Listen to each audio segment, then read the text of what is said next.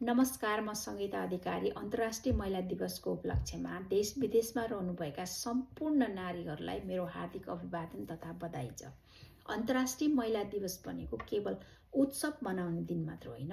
यो दिनमा महिलाहरूले गर्नुभएको कन्ट्रिब्युसन र च्यालेन्जेस अनि दुःखका कुराहरू गर्ने मात्र दिन होइन। यो महिलाहरूको हक, अधिकार, स्वास्थ्य र समृद्धिको विषयमा गहिरो चिन्तन गर्ने अवसर पनि हो। प्राय जस्तो समाजमा हामीले शारीरिक स्वास्थ्यकोमा धेरै चर्चा गर्छौँ। फिजिकल एपियरेन्सका कुरा भयो, हष्टपुष्टताका कुरा भयो होइन, तर मानसिक स्वास्थ्यलाई अझै पनि पर्याप्त ध्यान दिने गरेका छैनौँ। स्पेसली महिलाहरूको मानसिक स्वास्थ्यप्रति समाज र देशले अझै पनि खुलेर कुरा गर्न हिचकिचाउँछ। महिला दिदीबहिनीहरू आफै पनि डराउनुहुन्छ, लजाउनुहुन्छ होइन, यदि उहाँहरूलाई मानसिक समस्या छ भने कुरा गर्नको लागि। तर सत्य कुरा भनेको के हो भने सशक्त महिला भनेको बाहिरी रूपमा मात्र बलियो हुने होइन, मानसिक रूपमा पनि स्वस्थ हुनु उत्तिकै जरुरी छ। महिलाहरूको जीवन अनेकौं जिम्मेवारीले भरिएको हुन्छ। उनीहरू छोरी, आमा, पत्नी, बहिनी, कर्मचारी र नेतृत्वकर्ताका रूपमा धेरै रोल प्ले गरिरहेका हुन्छन्।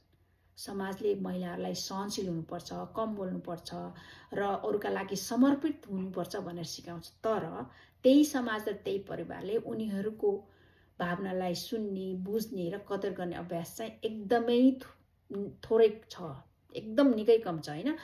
त्यसैले महिला, परिवार, काम र समाज बीच जो सन्तुलन कायम गर्ने प्रयास गर्छ नि, त्यति बेला उनीहरूलाई चाहिँ मेन्टल स्ट्रेस हुन्छ होइन, उनीहरू स्याड हुन्छन्, थकित हुन्छन्। अनि त्यो यदि उनीहरूले एक्सप्रेस गर्न पाएन भने बिस्तारै उनीहरू चाहिँ मेन्टल इलनेस, मानसिक स्वास्थ्यमा उनीहरूको असर पर्छ। स्पेसली जुन महिला घरको कामहरू पनि गर्छन् अनि बाहिर पनि काम गर्छ र परिवारको सदस्यहरूको सबैको ख्याल राख्छ, कसले के खान्छ, कति बेला खान्छ, कुन के कुरा मनपर्छ भनेर होइन। अनि त्यति धेरै यदि उनीहरूले परिवारबाट, समाजबाट सहयोग पाएन भने उनीहरू एकदमै तनावग्रस्त हुन्छन्। अनि त्यसले गर्दालाई उनीहरूलाई मानसिक तनाव हुन्छ र थकान हुन्छ होइन, अनि स्वास्थ्यमा पनि धेरै असर पर्छ। अर्को कुरा, महिलाहरूले काममा पनि असमान व्यवहार भोग्नुपर्छ। फर इक्जाम्पल, उनीहरूलाई चाहिँ उनीहरूको एजुकेसन, उनीहरूको क्वालिफिकेसन, एक्सपिरियन्स अनुसार उनीहरूलाई जिम्मेवारी दिँदैन। उनीहरूलाई चाहिँ पुरुष जत्तिकै अवसर दिँदैन। त्यसले गर्दा उनीहरूको आत्मसम्मानमा पनि असर पर्छ। अनि महिलाहरू के गर्छ भने यति सानो कुरामा किन बोल्ने, काम त भइरहेछ नि भनेर उनीहरू आफ्ना भावनाहरू लुकाउँछन्।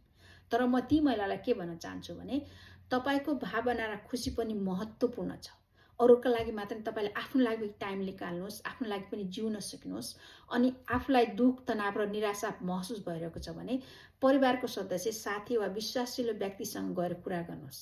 अनि आफूलाई कमजोर ठान्ने होइन, आफूलाई सक्षम छु भन्ने विश्वास राख्नुहोस्। साथसाथै नियमित योगा, ध्यान, व्यायाम गर्नुहोस्। यसले मानसिक तनाव कम गर्छ, मानसिक स्वास्थ्यलाई सुधार गर्छ होइन। महिलाको मानसिक स्वास्थ्यमा सुधार ल्याउन सिर्फ महिलाको रोल मात्र छैन, हामी सबैको, परिवारको, पुरुषहरूको होइन, बाउआमाको, नेबरहरूको, सबैको यो जिम्मेवारी हो। स्वास्थ्य मानसिकता महिलालाई मात्र होइन, समाजलाई पनि मजबुत बनाउँछ। आजको दिन हामी सबैले एउटा प्रतिबद्धता गरौँ कि महिलाहरूलाई बलियो मात्र हुने दबाब दिने होइन, महिलाहरूलाई अरूको लागि समर्पित हुनको लागि दबाब दिने मात्र होइन, सहनशील हुनको लागि दबाब दिने मात्र होइन, उनीहरूको भावनालाई बुझ्ने, सुन्ने र समर्थन गर्ने वातावरण बनाउनुपर्छ हामीले घरभित्र होइन।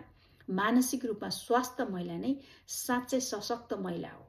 यदि महिलाहरू स्वस्थ, खुसी र आत्मविश्वासी छन् भने समाज पनि समृद्ध र उज्यालो हुन्छ। किनभने महिलाले धेरै रोलहरू प्ले गरेका हुन्छन् हाम्रो समाजमा होइन।